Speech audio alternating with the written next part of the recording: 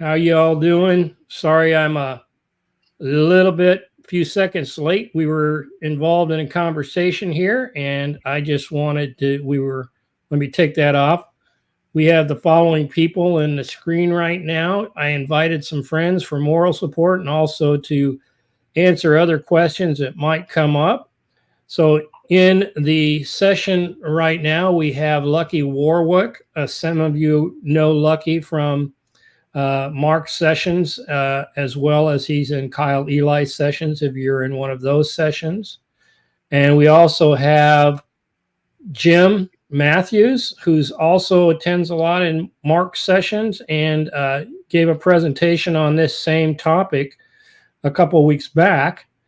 And the other person we have in here is Mike Bernasconi. And Mike and I have been talking about 3D things and AI and other things. And so I asked Mike to come on and see if he had any questions. And also he's here to answer other questions people might have about 3D and AI and his carvings, his wall art and other things. So that's who we have in here, Lucky, Jim, and Mike.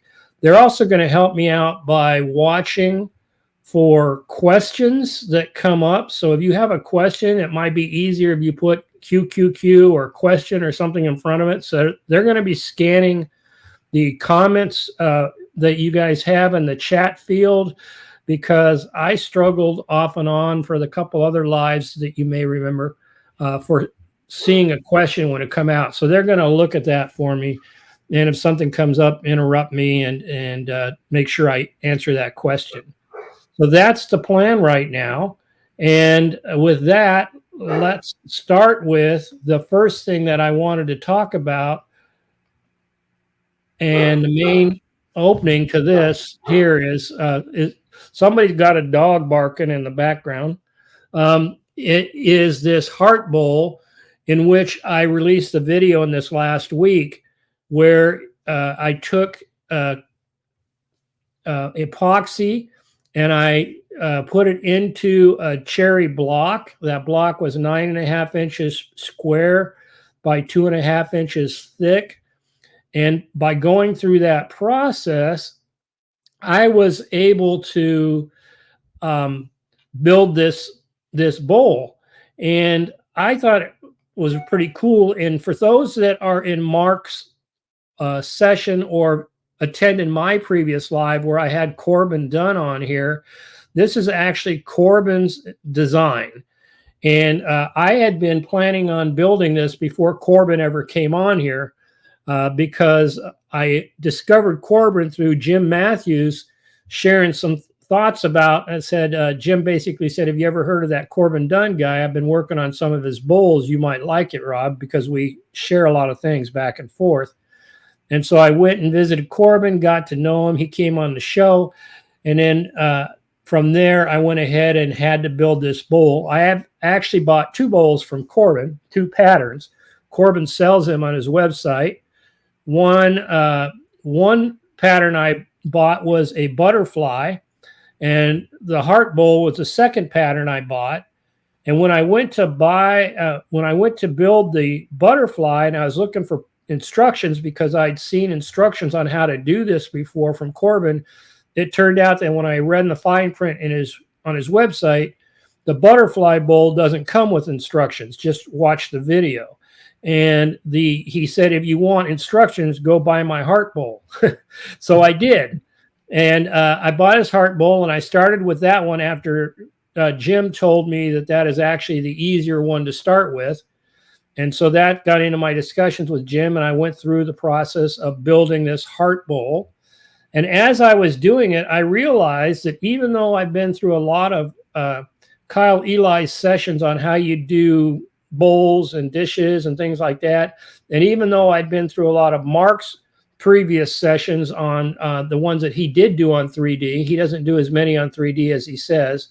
Like he says, he hasn't focused on that very much. But the ones that I did look at Mark's and I did look at Kyle's, I would get stuck in various places along the way. And when I tried to go to Corbin, it was a bit of a struggle at times because he's usually talking Fusion 360. He does both his CAD and his CAM in Fusion 360, and he very rarely uses Vectric for this kind of stuff. He uses Vectric for other things. So I decided that it would be good to put a detailed video out on how, if somebody really wanted to build this bowl, that they would be able to do it using Vectric. And I also decided, and if you've seen the video, this is a repeat from some of the stuff I said in there. For that, I apologize. But for those that didn't see the video, I've decided to do it in VCarve because more people have VCarve than Aspire, number one. So I wanted to show people they could do it. And number two, show them the limitations on how they'd have to approach it, because there are two elements to building this bowl and the next bowl I will be doing, which is the butterfly bowl. And that's because Corbin first has something called a drip stock. And in the drip stock, what you have to do is you have to set up a pattern and pour epoxy into it in such a way that when you finish this bowl, the top half is the epoxy part that you've carved into, and the bottom half is the wood.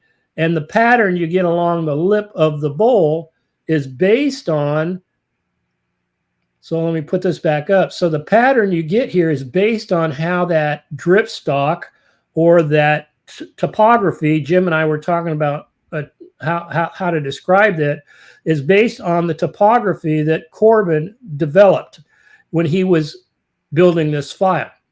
So he gives you two files, two STL files. One is the drip stock. That's his technical term for it. And the other one is the actual bowl itself. And they marry up together.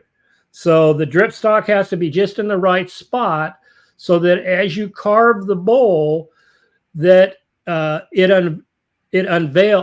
unveils itself as you start carving it into it. So that's what I did with that video. And I wanted to make sure it was pretty straightforward for anybody that wanted to follow. So it's really built as a step-by-step video. I also wanted to give people a chance to ask any questions about that, even if they've seen it. But actually, Mark, in that case, he doesn't. You talking about not giving the instructions in the first one? Probably. He said, "Sneaky way to sell two files." Well, actually, the Heartbowl, each bowl has two files. That's what I thought you were talking about at first, Mark. Each bowl has two files, the drip stock and the other one, and it's not extra for each file. They come with the two files, just so everybody knows, the two STLs. So I wanted to give other people a chance to ask me if they had any questions from the video. And right now, I don't think I see any questions on the video in the chat. Does anybody helping me out here see anything? No, I don't see anything. No. All right. I would. Hey, Rob. Yeah. Can I inject something on this? I've made several of Corbin's designs, and I've taken them to different levels of doing them without epoxy and making it two species of wood meeting up. But that being said, I think that it's important for people to understand. I don't think this is a beginner's project. I don't think this should be somebody's first foray into double-sided projects, because there are a lot of moving parts to get this right. You've got the limit planes. You got to set them at a certain spot so that you can get your tabs set up just right. There is a lot going on with this design, and you and I spent a lot of time talking about it. And if this is your first attempt at a two-sided project, you might have your hands full. Do you agree with that? I mean, what's your assessment on that?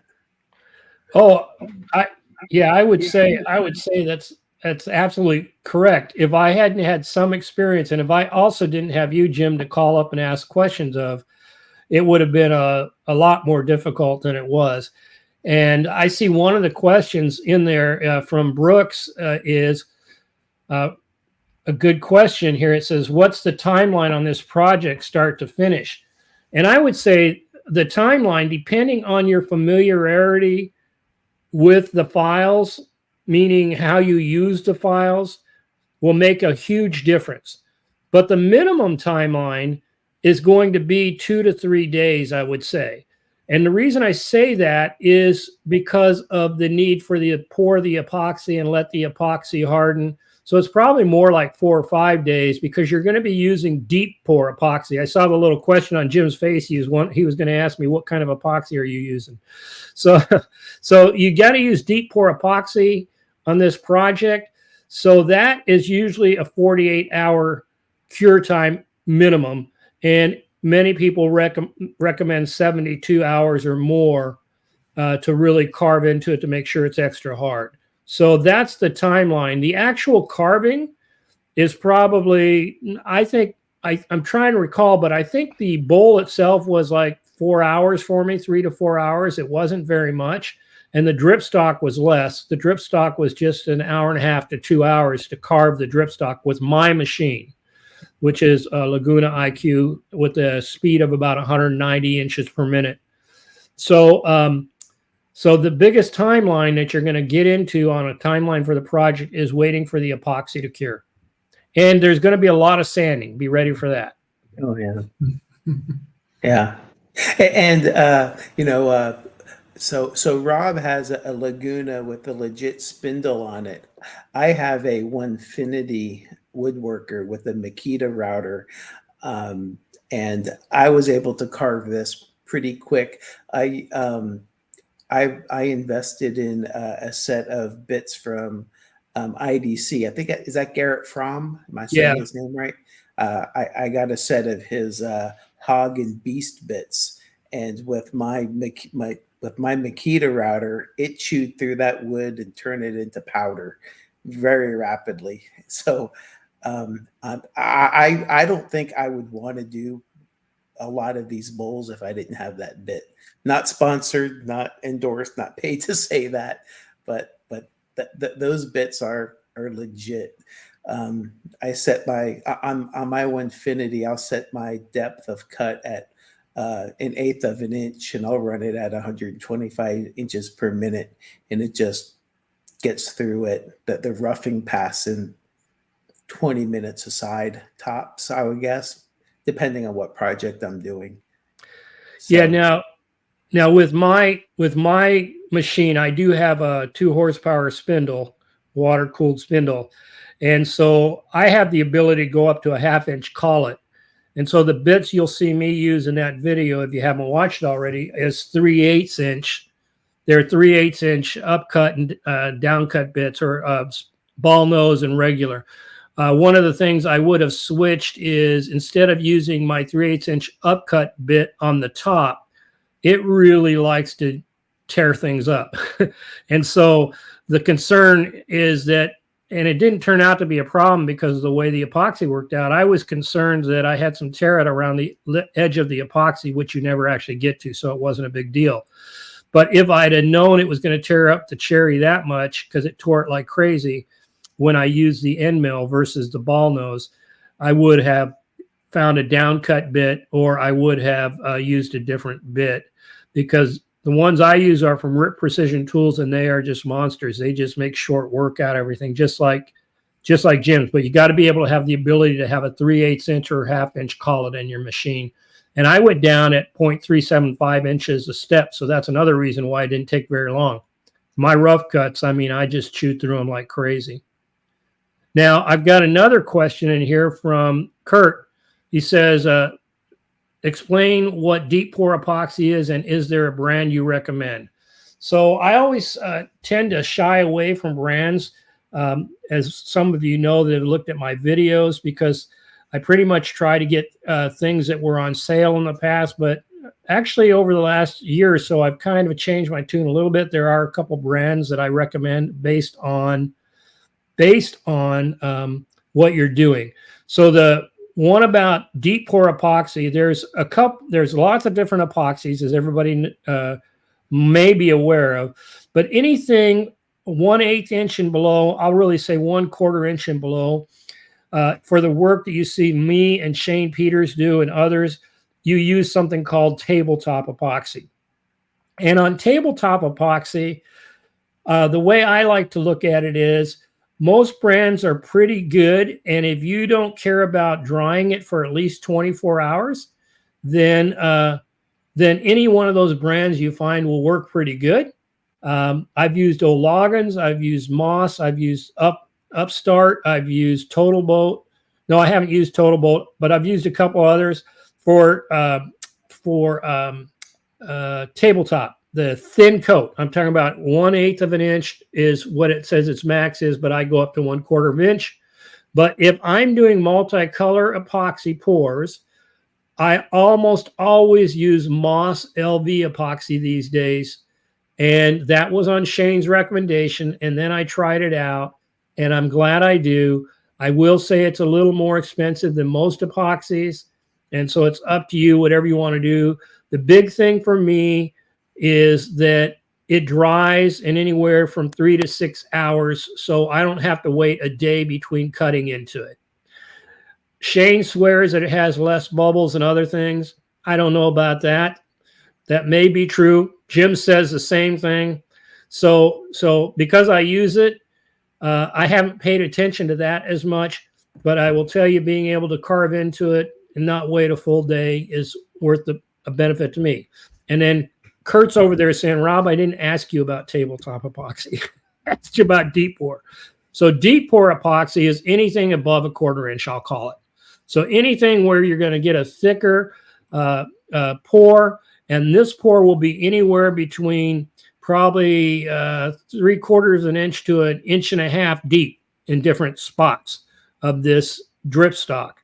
And so if you're going to have deeper pours, you need to use something called a deep pour epoxy, and it takes longer to cure.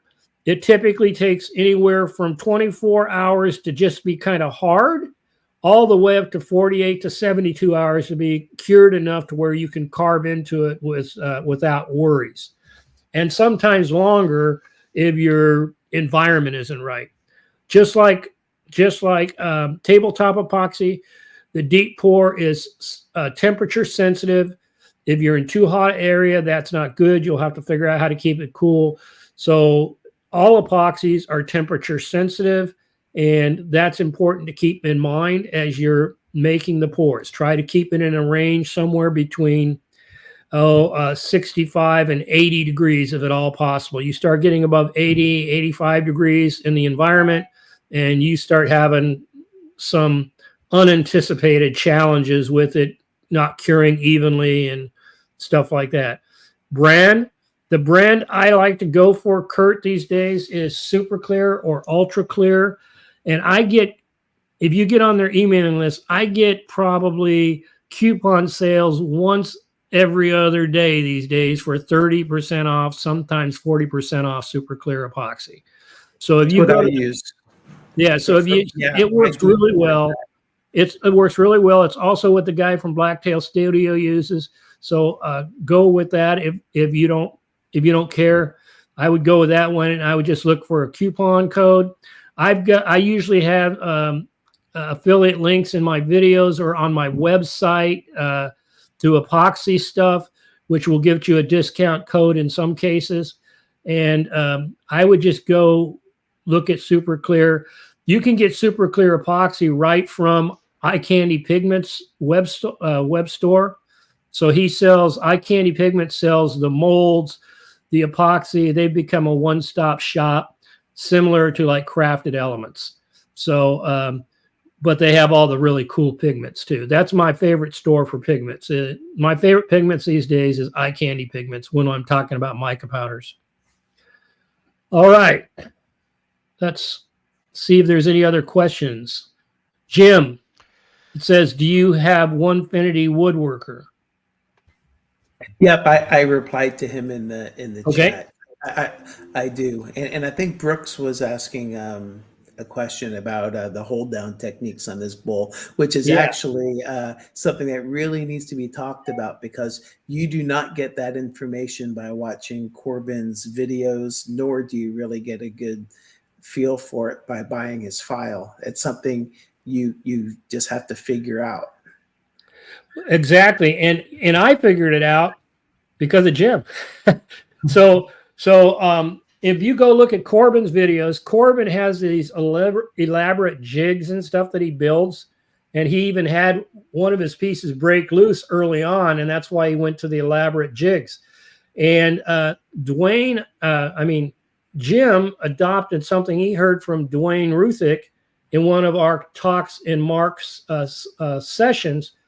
And the way that it's done, and it's towards the end of the second video, and if I knew right where it was, I'd pull it up and go there real quick, but I'll talk through it. So the basic concept is this. You first carve the top of the bowl, because once you carve the top of the bowl, you're going to have most of your stock gone. All you're going to have is a little bit of stock around it.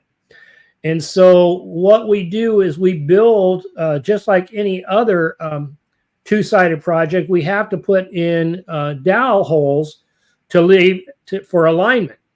And so one of the things that we do different in this situation is when we put the dowel holes into the top and we turn over and we're going to mount dowels in the spoiler board, we actually take and CA glue those dowels into the spoiler board first, and then I added two-sided tape on the little bit of facing that was left on the top for extra strength. And then the last thing we do is we actually CA glue those dowels right into the bowl, and that holds that thing like a rock. It is not going to move once you've got everything glued in with CA glue. It's just stuck to the spoiler board. And in fact, I put side clamps on because I was paranoid. So I still used some clamps that were off to the side that would not get in the way of the machining. And then you cut the bowl out, and that's why the limit planes are so important, setting those correctly, because you have to make sure that when you're done carving the bowl from the bottom, that you carve all the way. Let's see, let me pull this up. So you have to make sure, let me turn it over. What you have to do is make sure that when you carve this bowl, the limit planes are what stop how far you carve down. And so let me get a picture over here for a second. So if you can see the side of this bowl, the limit plane right now this is the modeling plane here. But if I click on the limit plane, you can see how the bowl turns green. What the limit plane does is it tells the model how far down the bit will carve past the modeling plane. So you have the modeling plane here that's light brown. And then right now I'm going to do something. I'm going to take the limit plane. Now I have to move slowly. I will say that I am using a Mac, and it's slow even in Windows, but it's slower in my Mac. Let's see if I can get this and see if it'll behave for me.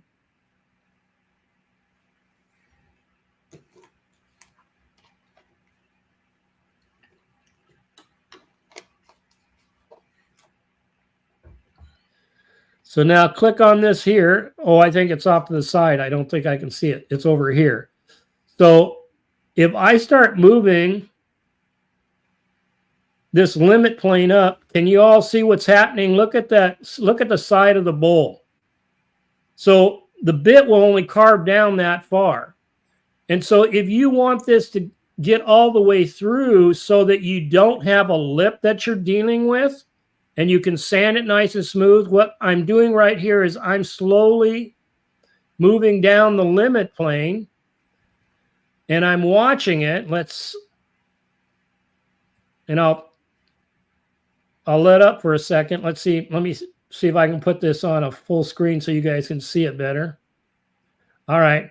So I'm watching, when I'm watching this, I'm watching right back here. It seems to be the most sensitive. And so now what I'm doing is I'm watching and I'm moving the plane. Now I'm moving it back up. And can you see it start to move right there? All right. So now I'm going to move it back down. And that, to me, looks like it's about as far as you're going to get to the lip. And so that's what I do with the limit plane on the bottom of the bowl, which is the last part. And that allows the bit then to carve all the way down to here. If I stop the bit up here, I'm not going to carve all the way through. And I turn around and I flip this bowl over on the other side, and I'm looking at the limit plane.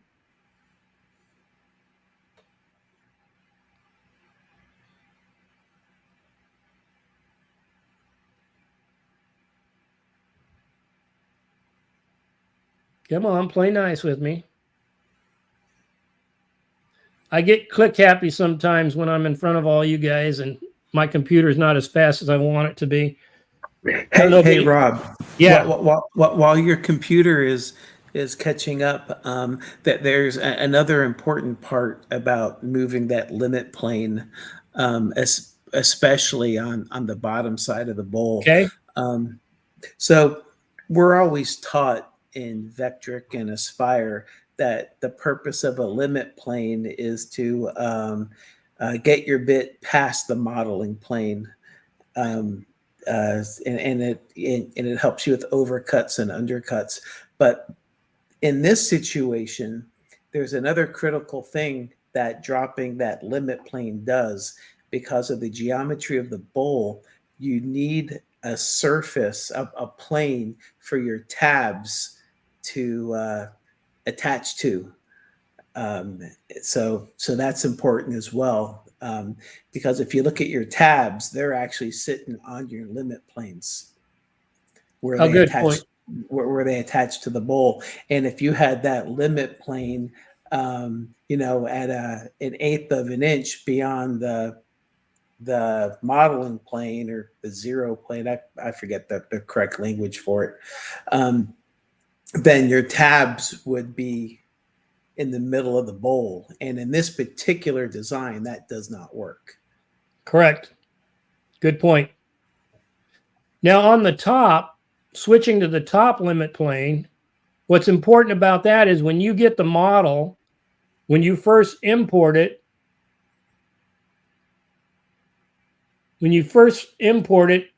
I put 60 minus 0.6 because I knew where it was. But in reality, if you didn't change anything about over distance when you imported your STL, your model plane is right here in the middle of this bowl. And that means that the bowl will only carve right down to here where it sees the brown, because that's the limit plane. That's limit plane and model plane together. And you don't want that. And so I knew from talking with Jim and from previous playing that was somewhere probably closer to minus 0.6 is what I kind of remembered. And I'm just going to put minus 0.6 in there because it doesn't take as long for my computer to catch up. But if I put that in there, you will see after it calculates, I still have a brown bottom in there. That means a limit plane hasn't gone all the way down enough to carve the bottom of the bowl. It will stop right here, and then the bowl will maybe 3/4 of an inch thick on the bottom or a 1/2 inch thick or something. You're not going to get the full depth of the bowl like you want it. So that's where coming over here and starting to adjust the limit plane down. So what I want you to watch is right here, this brown area. And it doesn't flip to green until I let off trying to move it. So just watch how the brown shape changes as I start to bring it down. So I'm going to click on it and I'm going to bring it down. Now you hear me whining about my Mac. Did you just see it move? But this is the same thing happens in Windows, just not quite as much a lag. Same thing happens in a Windows machine. And so I'm bringing it down. Now watch over there, right on the bottom edge. Did you just see it move? All right. And you can see the different shading maybe on your computer. I don't know. But now I'm going to take the click off and it'll turn it green. You see these brown spots in here? That means I'm still not quite deep enough to get the nice flush bottom I want, but it's not going to take very much. So I click on it again and I move it down just a little bit more until all the shading looks right. And now that's good. So that's the key on the limit plane on the top, is you've got to take it down to get to the full depth of the bowl. And you have to take it down on the bottom when you flip it over to make sure that when you carve this thing, it will actually carve all the way through. And the only thing holding the bowl will be the tabs or some possible slight onion skin if you didn't get down deep enough. Does that make sense to everybody? So as you guys were saying earlier, this is not a project for a beginner. One thing you might go over is where you got that limit plane from, because a lot of people don't even know what that is. Good enough. Fair enough. So the way you get the limit plane is it automatically, anytime you import an STL model, an external model from Vectric, anytime you import one, it automatically creates a limit plane. So when you come into a component, let me throw this back up on the top again. So here's the top. If I go to the component tree and I look down here on the components, it says components top. What you will see is a tabs right here. Then you will see something that says limit planes. And typically it will, if you haven't done anything when you imported the model, and at the beginning when you start importing a model, it will ask you for overage distance. I'll go through that in just a second. If you import a model, it will ask you for overage distance. If you don't put any, this will be 0. And then model. So those 3 components are always created. Those 3 parts of a component are always created whenever you import an STL model. And the way this limit plane is set, and let's see if it'll let me. So if you import a double-sided project, then it gives you a limit plane on both sides, top and Exactly. bottom. I'll go through that right now because that is a good point, Mike. So I'm going to import a 2-sided project, and because I've been doing this project off and on for a while, it's ready. I'm going to come up here to import a component or 3D model. Here's the Heartbowl, and I'm going to use that one because it's 2-sided. The one that I used that I got from Corbin. So the first thing you want to do is you want to scale it from millimeter to inches because his always comes in millimeters. Then you want to center the model. And this is the next part that you were asking about, Mike. So now you want to decide where this model is inside this block of wood. And that's what represents the block of wood right there that Mike's talking about. And Mike says, well, where does the limit plane come from? And it gets confusing because in version 11.5 and before, they used to call this a 0 plane or a limit plane. They didn't use it. Now they call it overcut distance. So if I put in that overcut distance a number, and what I did was I put minus 0.6 originally, and then I say create both sides, and I'm going to do that right now just so we can see what happens. And I import it.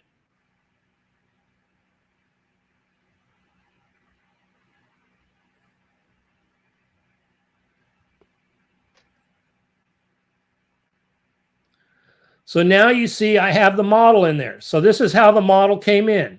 I've got 2 sides. I got the top side. I've got the bottom side. So I come back to the top side and I go look at the components. And that's what I mentioned before. you can see I came in with 3 specific components because I imported it. One is the physical model that I imported.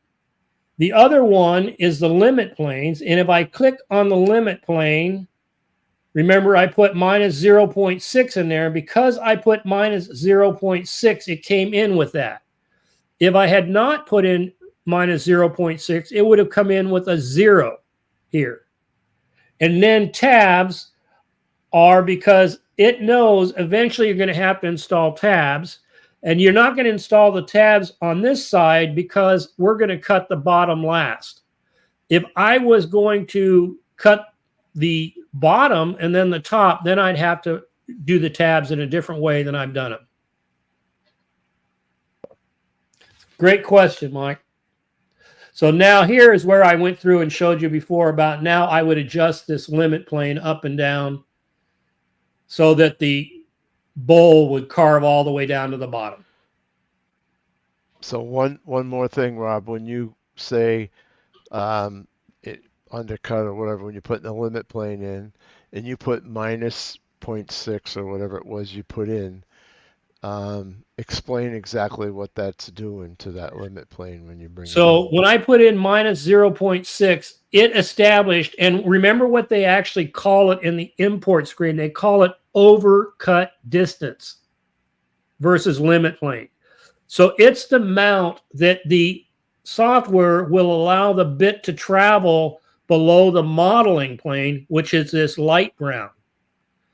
So it sets a modeling plane based on where you stuck the model in the block of wood. And since we stuck it in the middle, the modeling plane is basically halfway between the top and the bottom of the model. And I could have changed that, but I didn't because I liked where it was. And so the minus 0.6 is the overcut distance, and it's 0.6 inches below the center of the model. And to get it to cut all the way to the bottom, I have to allow the bit to cut down more because in reality, this bowl is about 1.75 roughly inches deep. Okay, so when you put a minus figure in there, then you're cutting past the middle or the limit plane. Exactly. If I had put, so that's a good question, So if and you it's put easy it to positive, show. if you If put I'd have put positive, it's not going to positive go 6, down that far. If I'd have put positive 0.6 up here, it closed, it wouldn't have even allowed me to go to the middle of the bowl. See how it went way up there? So it's what limits the amount the bit will be allowed to go into the model. Yep, and you're right. To me, that was the most confusing. Yeah. Is because they call them zero planes, limit planes, model planes, and sometimes they're the same thing, and sometimes they're not. Yep. Good explanation, Rob. All right, let's look at the comments. Anybody has? Okay, we got the hold down technique. Brooks, do you feel good that we got that covered? All right, so here's another comment. Thermal cracking, has that ever been an issue? And in my cases, no, but I don't go down 6 to 8 inches deep. So my biggest pores right now are 2 inches deep. And the guy I follow on that does big river tables, Blacktail Studio, his biggest pores are typically 4 inches deep. And I will tell you that in the 3 to 4 inches deep, he has to be very careful, and he keeps fans blowing across the epoxy, even in nice weather.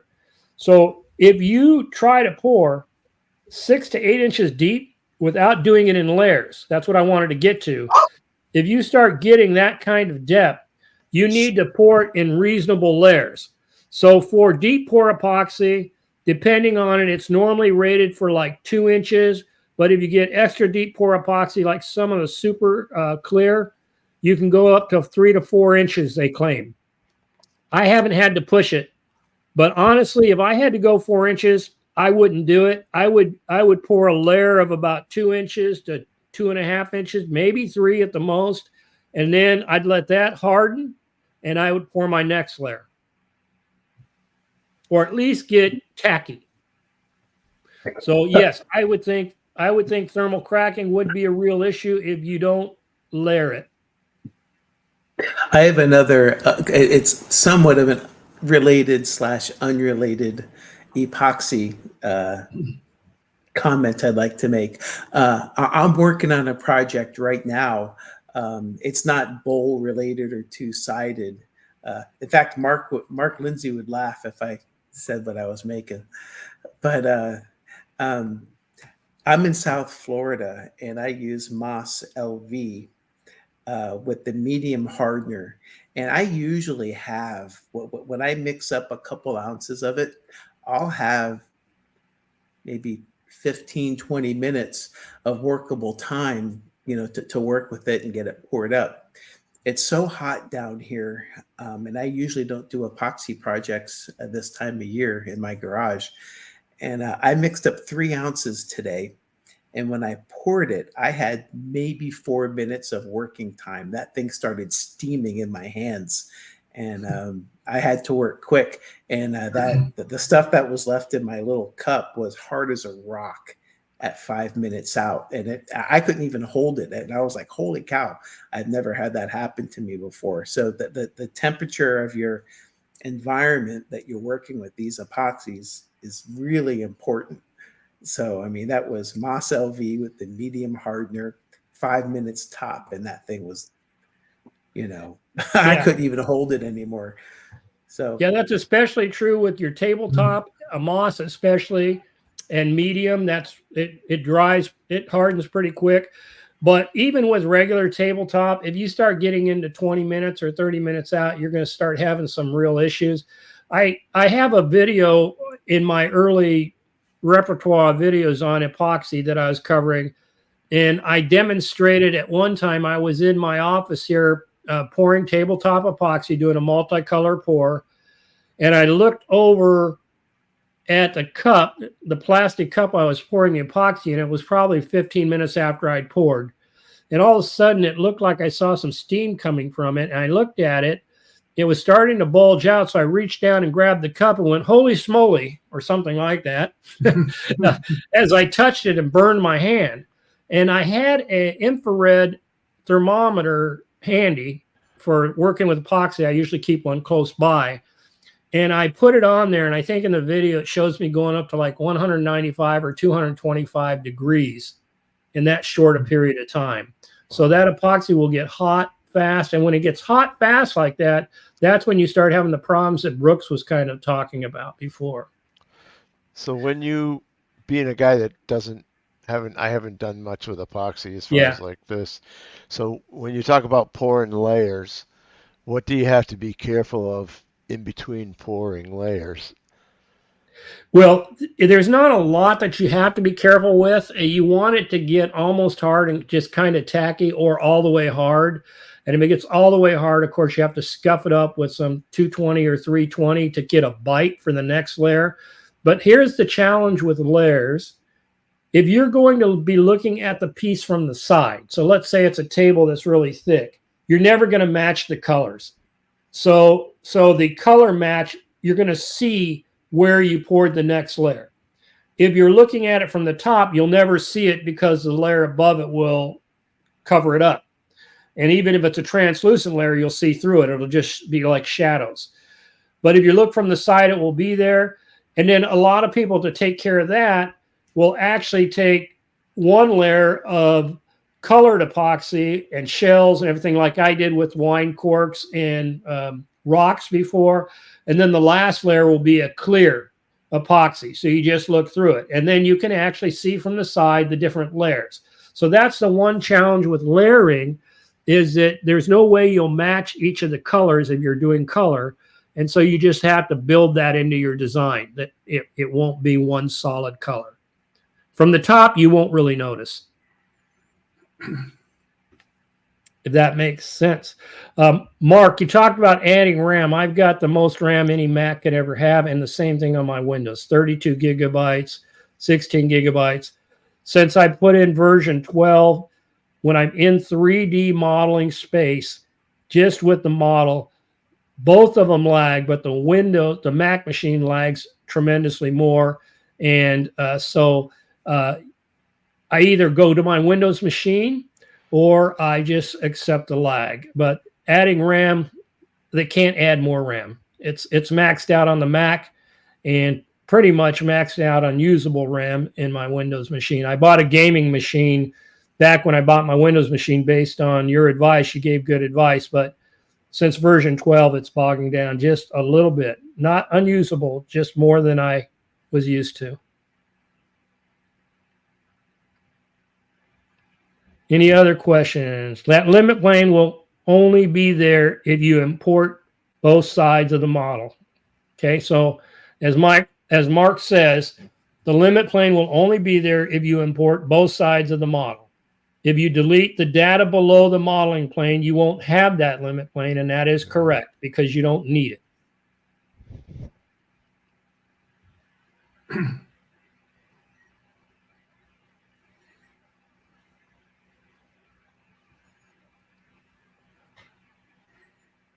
Hey, Rob, while you're I'm looking for questions. Yeah, go ahead.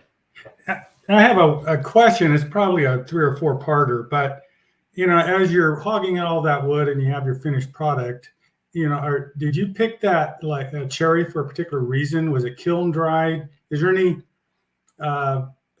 things somebody should be looking out for when carving away that much material and then putting epoxy on it as well? Yeah, very good question, Lucky. So I picked the cherry because it has one of the best reputations out there for carving. It carves smooth, it carves pretty. And so through experience on my own and experience from others that I've talked with Jim as for one example, Corbin as another, I had a tendency to move towards cherry just because I heard how smooth it carved. Also, Mike Bernasconi there, he uses cherry a lot when he's doing his 3D wall arts. So one was its carving ability. And the other part that you mentioned about is, yes, it has to be very dry. And it has the cherry that I've used both in a couple wall carvings and based on what Mike was telling me with his wall carvings, the likelihood of warping and moving around is reduced if it's nice and dry and it's cherry. It doesn't tend to move as much. So I wanted to avoid those things. So that's why I went with cherry. Okay. And with the difference of expansion and contraction between the wood and epoxy, is there any concern there with just longevity of the project? I have not run into any of the problems with that between epoxy and wood adherence. And I've been doing this for about 5 years. That doesn't mean there's something I don't know out there. The only time that's come into a problem is if there was contamination or there wasn't a good bonding between the epoxy and the wood. And the way the bonding issues normally happens is more for like live edge type stuff where you've left some barks, or I think they call it circadia or something, you know, the skin from the bark, you don't get all of that off and everything. In the types, so the only time I run into that is with live edge stuff, and it's because somebody didn't get all the bark off. Okay. Yeah, I don't know if anybody else has ever run into a problem. They do, they can make a comment, but I have not in the 5 years I've been doing this. If you're doing, whether it's a live edge or whether it's a glue up, or it doesn't matter really I mean, cherry is definitely one of the prettier woods to carve in. And the lighter color woods tend to give you more shadows when you do carve, so you get a better contrast and a better look versus some of the darker woods. If it's not good and dry and you start carving it, it's going to move on you. So one of the most important things on the carving part is to make sure that if you're whatever piece of square that you start with is that you've got those 4 corners nailed down, because if you go in and you do a roughing pass, it's probably going to move, and if the corners aren't down, you're going to go back and do your finish pass, and you're not going to be happy with the outcome of it because you're going to get a line somewhere where it moved. So the drier, the better. And then, you know, being careful with your glue ups to alternate the ring and, you know, do the way that you do glue ups. Not that we need to get into how to do that, is also important to try to keep it flat too. If it's got too much moisture in it and you carve it, it's going to cup one way or the other on you.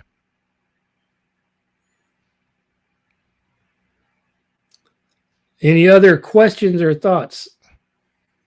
I have another question, Rob.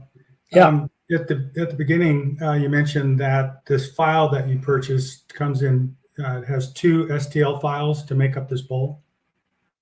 And how does that play out with VCarve? If I understand correctly, VCarve, I think you can only import one STL file or third-party STL file. So does that come in as one file, but you split it in 2, or how does that work? Good question. And in the video, what I talk about is that I actually had to create 2 separate files. So the file that you see, I'm going to close this one here. If you look at my files, you'll see one this is a VCarve file right here, YT Heartbowl, and that is the bowl. And if I come down here, you see another one. Oh, you don't see it. Hold on. Can't see it. Got to add it to stage. All right. So can you see it now? Yes. All right. So if I come down here, this is the Heartbowl that I just put out before. And that's the one that's got the bowl itself in it. If I come down here and I'm going to open it up right now, I don't want to save that. And I open up what's called the drip stock bowl. You can see I actually had to open up 2 separate files. One so that I could carve the drip stock, and the other one so that I could carve the bowl. And since I did that, I wanted to bring up what Mark Lindsay was talking about before. Remember, I told you whenever you import a 2-sided model, you get those 3 elements: a tabs, limit plane, and component. And Mark made a comment that only happens if you do a 2-sided model and you keep the data below the plane, the center plane. And I didn't have to create a 2-sided model for my drip stock because it's actually only going to go part way down through. And that's what it looks like when I'm done carving, is that's where I pour the epoxy, and that's where you get that interesting shape along the rim of the bowl, is the way the epoxy settled in here. And then you're actually carving the bowl up through this epoxy when it's all said and done. And so in that case, you see it didn't create a limit plane in the components tab. It only created the bowl itself. So you're right. The limit to import is 1 external STL model. Now I can, if I want to, because you have all these design and make models, I can import as many of these as I want because they're Vectric's models. But you can only import 1 external model or STL model per Vectric file. Good question.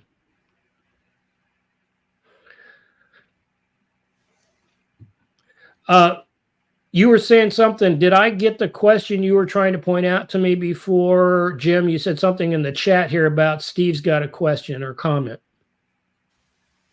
I don't think that was me. I think somebody else was asking that. Oh, Mike, you told me Steve's got a comment. No, Mike? that was, you had Steve's comment up on the screen. Okay. I was trying to tell you to get, but we got through that. Now you were telling me to get it down. Okay. Yeah, because right. it was blocking Jim, and I wanted to see Jim. Yeah. Yeah. It was good because it let me kind of like pick my nose and stuff. There you go. There you go. So here we've got one from Carrie Casella. Where are you buying your cherry wood? And I don't know if that's to me or to somebody else. I live in Southern California, and I have a couple hardware distributors that are near me that I use for that stuff.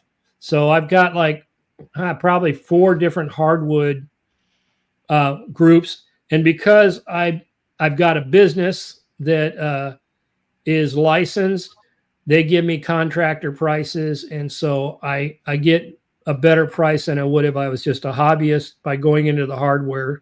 And then I just pick up what I want. Typically, you got to buy bigger stocks. And then because I have the equipment in my shop, I go ahead and mill it down myself. I have a planer, a joiner, etc., that I can use. It's heavy duty. I'm lucky enough to have that. So I typically buy it right from the hardware dealer. But she says, or he says actually, to Jim, where do you buy your stuff? So yeah, so what I do is I've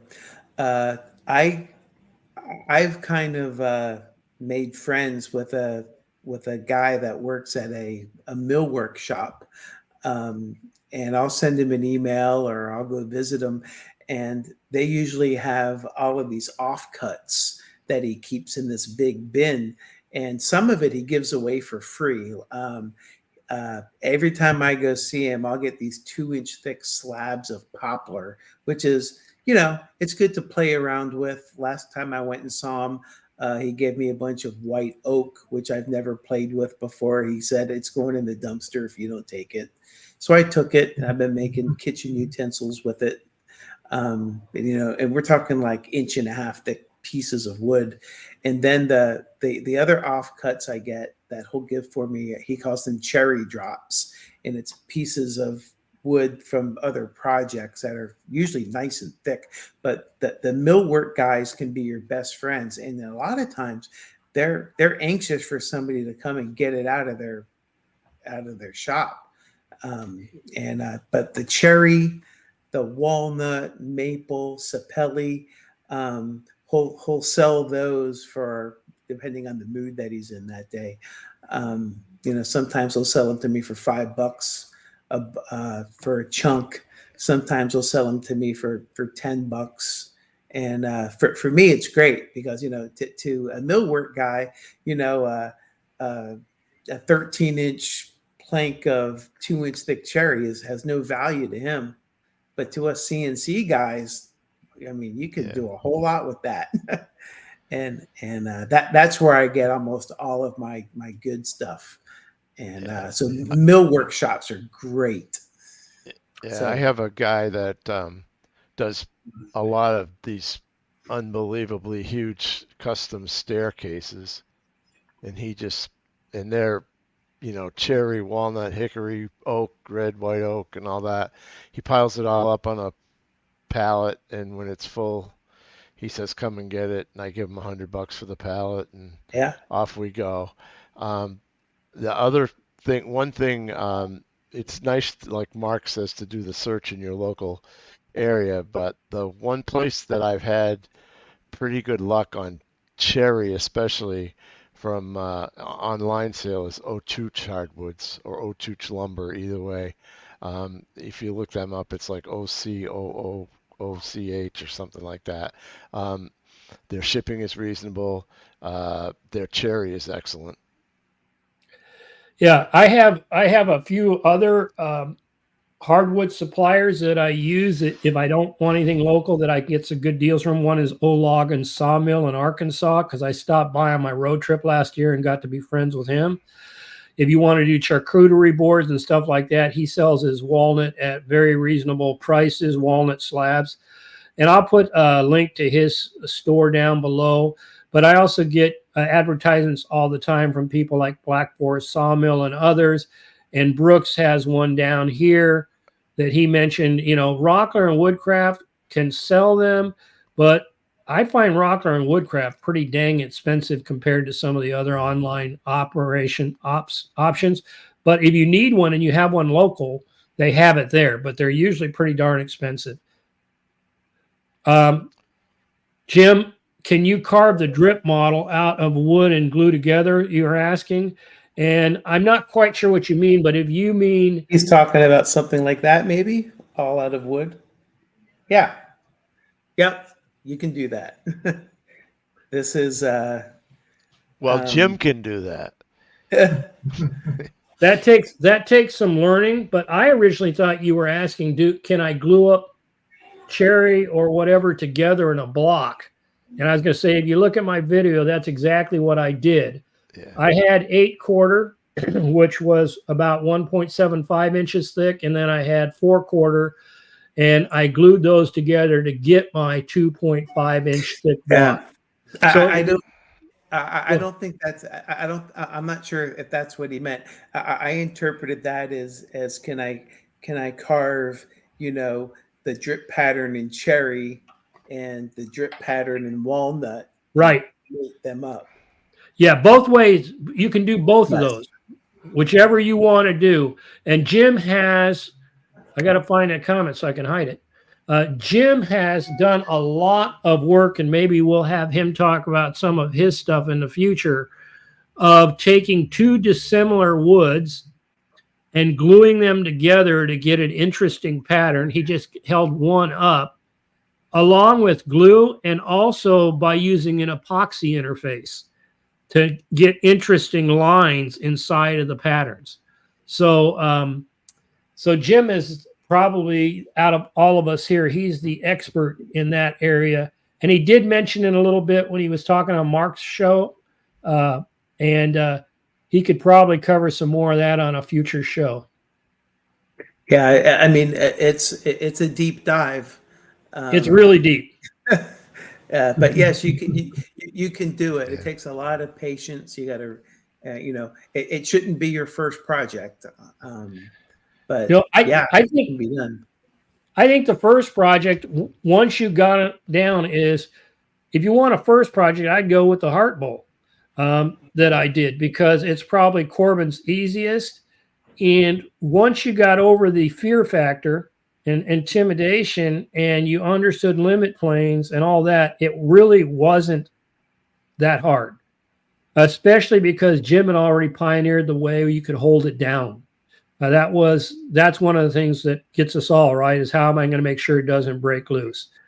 And between what Jim shared about hold down and what I put in my video, I think if you know anything about 3D carving, or have an inkling that you want to try something, you could get that bowl done, or take on a task of using that same pattern without even putting the epoxy in, and just carve yourself a cherry bowl, or a white oak bowl, or a Douglas fir bowl. I've got a big chunk of old construction lumber that you can size up and just play on a bowl.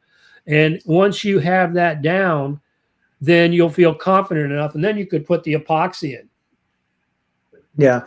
And, you look at Mark's comment about getting a few two-sided projects under your belt. A really good one is actually one of Mark's videos, where he did the one with the mason jar lids. Yeah. That is a very good introduction. If you've never done a two-sided project, check that out, because that'll tell you everything you need to know about how things get registered from one side of the project to another, and you're not dealing with the curves of a bowl and all of that fun stuff. And then you can move on from there, and then you can get some you can find some good designs on Etsy, some STL files of bowls, and import those before you want to dive into the epoxy filled stuff. Right. Because just because the shape of that bowl brings a lot of complexities into it. I mean, you look at it and you don't think about how to hold it down. And if you look at Corbin's video, he starts with the bottom of the bowl, but the way Rob and I do it is, we learned that it's easier to start with the top of the bowl, and you have all this material out here available to you for the hold down when you flip it over. I don't know. Oh, I'm probably not showing it right. So you work up to it, you graduate up to it. Yeah, and absolutely do some two-sided projects, find some simple ones, work your way up. do the bowl first and forget about the epoxy till you get that skill mastered. Yep. Yeah. Good advice. I will cover, it looks like we're about out of time, folks, because I want to respect your time. And I say I'd like to keep these to an hour plus or minus 15 minutes, just out of respect for everybody, because I know everybody's busy and I can yap all night long. And if I'm not careful, and I don't want to do that, but I would like to share one other thing because I think it is so helpful that I don't want to pass it up. And it's at the end of the second video that I think you would get some value from. And that is this tool down here that's called the create cross-section vector. I better put my screen back up, huh? All right. So I'm talking about this tool here that's called the cross-section vector tool. Mm-hmm. And I'm going to go over here for a second, and I'm going to, I just want to put a guide across here because it's easier if I do that halfway through and halfway through. There we go. And so if I go in here and I take this cross-section vector and I come to right here in the middle, you can do it anywhere you want, but I'm going to use the middle to give you the deepest or depthest part of the. What was that? Everybody okay? Nobody gets that? All right. I'm coming across and I click straight across. I was staying totally level. What you see here is that is the cross section of the bowl. So if you were to turn this bowl, let me do this for a second. If you were to turn this bowl on the side, that's what you're seeing the path of the bowl is as it's going across, the bits going over the top. So that can give you a good look at what the profile looks. And I show in my video how I actually put together, let's see if I have it over here, a call it picture. That's not going to show up on this one. But I have put together a vector that represents the collet, and I put it somewhere else in these layers, and I don't want to take up your time because I told you I'd respect that. But this is very useful. The other thing where I've seen this happen is if I turn the bowl over and I do the same thing over here on this side and I go across it and grab the tool, come over here, bring it straight across. You can see where it is there, and I wanted it right on the center. Let me get this over here for a second, grab that vector, and I'm going to take and I'm going to move this vector to the, copy it to the other side after I move it to the side here. I'm going to move it over here to the side.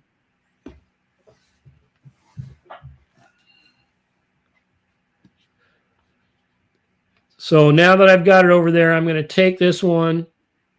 And, well, let me go to the other side because I like to keep that one right. I'm going to move this one over to the side.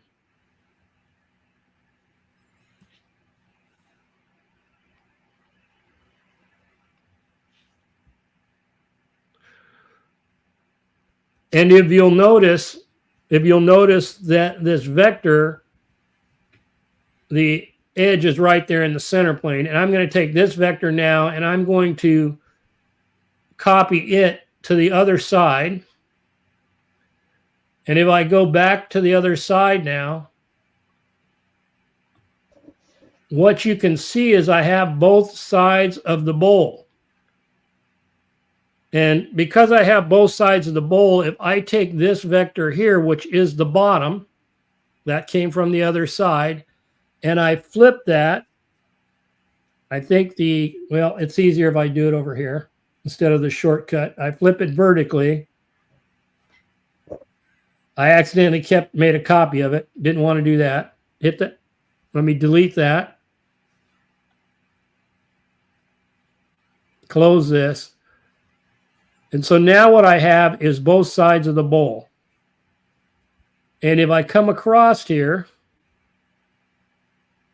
and stay on the center line like I meant to do before, and now I line them up,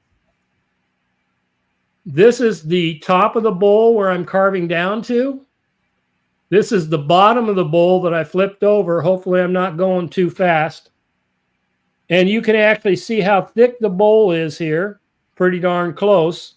And you can see the profile. So now you know when somebody, because somebody will say, well, how thick is that bowl? Well, that bowl is roughly, I mean, you can use the thickness control, down here in the corner on the 3D model. But if you just want to get a close estimate, you can come up here and come straight down. And you can say that bowl is going to be about 0.36 inches thick, give or take a little bit, depending how well you lined it up. So that's pretty cool. The other thing that's cool about it is if you say, well, how deep is this bowl? People will say, well, how deep is it? Well, you can go out there and physically measure it, or you can use this tool again. You can come here to the top of the bowl because that's the profile where it's going to carve. Click there. Click down to the bottom of the bowl or right about there. And now if you come over here, you can see that the Y distance, that means the distance depth from here to here is 1.79. And I went and measured mine, and that's what it is, 1.75 inches deep. Give or take a 1/16, depending on how much you sanded and set everything else up. So if you don't know about that cross-section tool, go play with that in a 3D model. That 3D model cross-section tool can be used a number of ways. Any other questions before I say thank you and so long? Hide this. Okay, gentlemen, ladies, I appreciate your time. And with that, I'll say goodbye to each of you, and I'll do a follow-up with my folks here in the studio. Have a great day. See you, everybody.